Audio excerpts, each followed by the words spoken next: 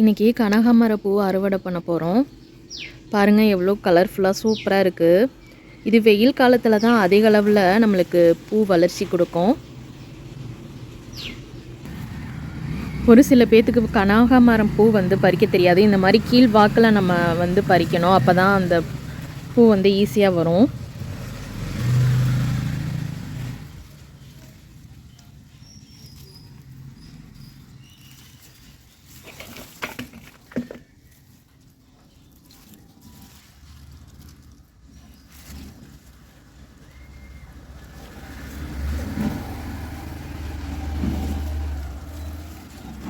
மல்லிகைப்பூவும் கனகாமர பூவும் சேர்த்து வச்சா சூப்பராக இருக்கும்.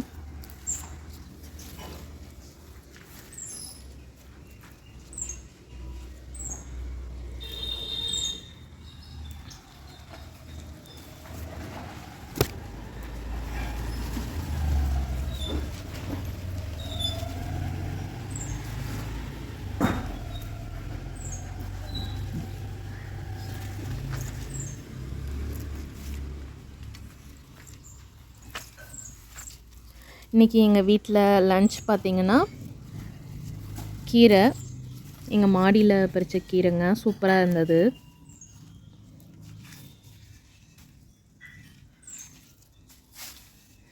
இந்த கனகாமர பூச்செடிக்கு எந்த ஒரு மெயின்டெனன்ஸும் நாங்கள் பண்ண மாட்டோம். ஆனால் அது வருஷம் சூப்பராகவே வளர்ச்சி அறுவடை பயங்கரமாக கொடுக்குது.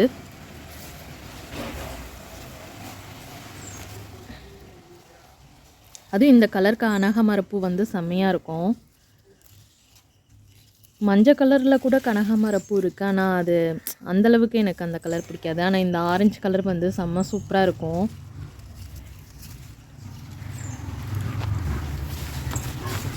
தப்பாக கீழே விழுந்துருச்சு.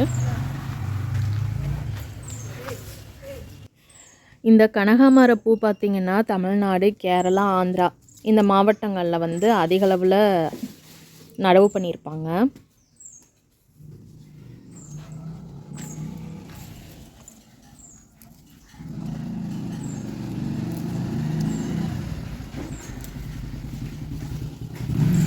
கனகாமர செடியை ஒரு வாட்டி நீங்கள் நடவு பண்ணிட்டா போதும், வருஷம் நிறைய பூக்கள் அதிக அளவில் வளர்ச்சி கொடுக்கும்.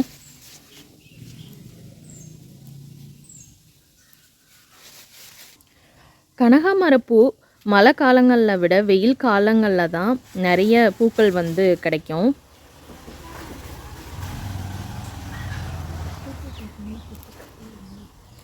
வெயில் காலத்தில் பார்த்திங்கன்னா கொத்தாவே நல்லாவே பூக்க ஸ்டார்ட் ஆயிரும்.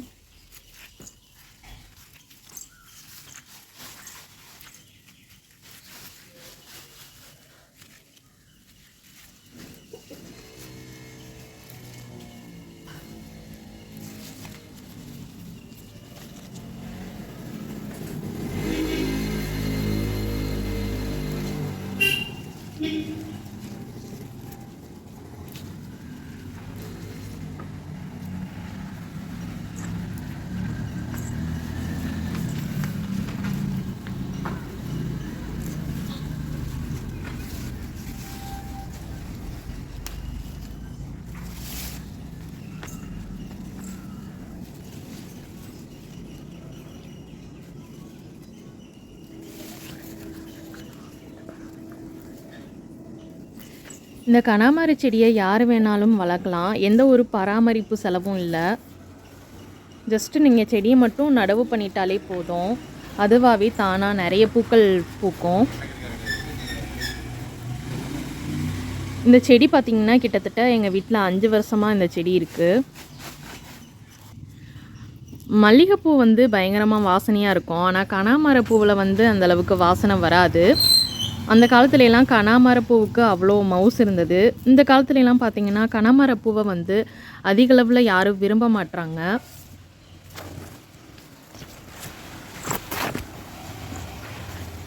அதுவும் கிராமத்து சைடெல்லாம் பார்த்தா கனகாமர செடி எல்லா வீட்லேயுமே வச்சுருப்பாங்க. கனகாமர செடியில் பூச்சி தாக்குதல் இருந்தால் வேப்ப எண்ணெயை தெளித்து விட்டாலே போதும், பூச்சி தாக்குதல் அந்தளவுக்கு வராது. எங்கள் வீட்டு செடியில் நாங்கள் எந்த ஒரு பூச்சி தாக்குதலுமே இல்லை. ஆனால் எந்த ஒரு மெயின்டெனன்ஸும் நாங்கள் பண்ணதில்லை இது வரைக்கும்.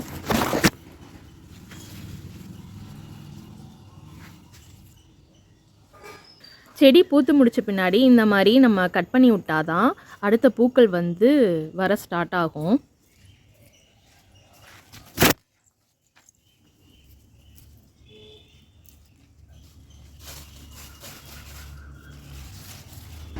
இப்போ தான் கூட்டி விட்டோம்.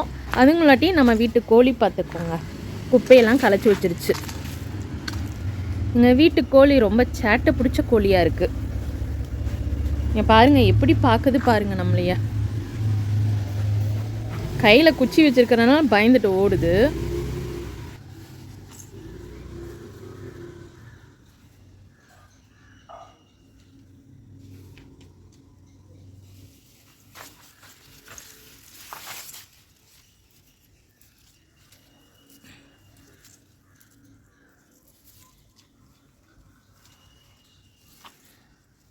ஒரு 10 செடி வச்சுக்கிட்டாலே போதும், தேவையான பூக்கள் நம்மளுக்கு கிடைக்கும்.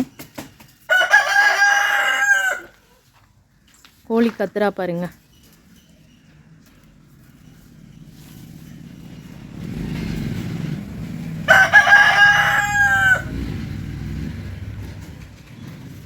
இந்த கோழி பார்த்திங்கன்னா 4 மணிக்கே எங்களை எழுப்பி விட்டுறோம். பார்க்குற பார்வையை பாருங்கள், சைடு கண்ணில் பார்க்குது.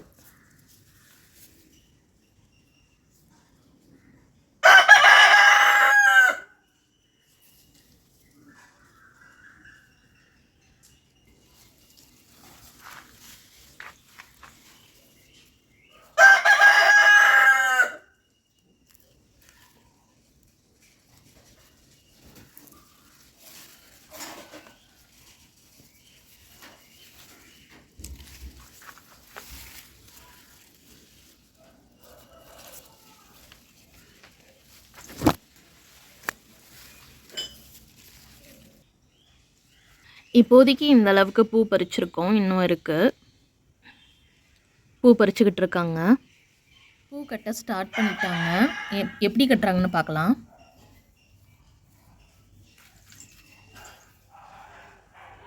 ரெண்டாக வச்சு கட்டுறீங்களா, 3 வச்சு கட்டுறீங்களா? 3 வச்சு கட்டுறாங்க. 2 வச்சு கட்டினா இன்னும் பெருசாக வரும் பூவோட நீளம்.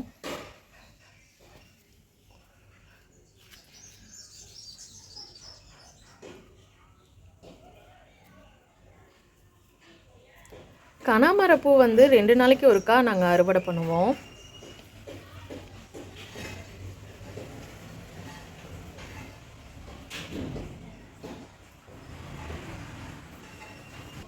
வெயில் காலத்துலேருந்து ஒரு 7 மாதம் வரைக்கும் இந்த பூ வந்து பூத்துக்கிட்டே இருக்கும்.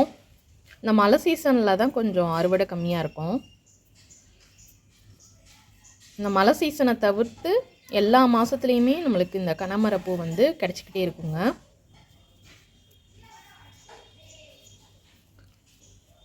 இந்த அளவுக்கு இப்போ கட்டியிருக்காங்க பாருங்கள், சூப்பராக கட்டியிருக்காங்க, அழகாக இருக்குது.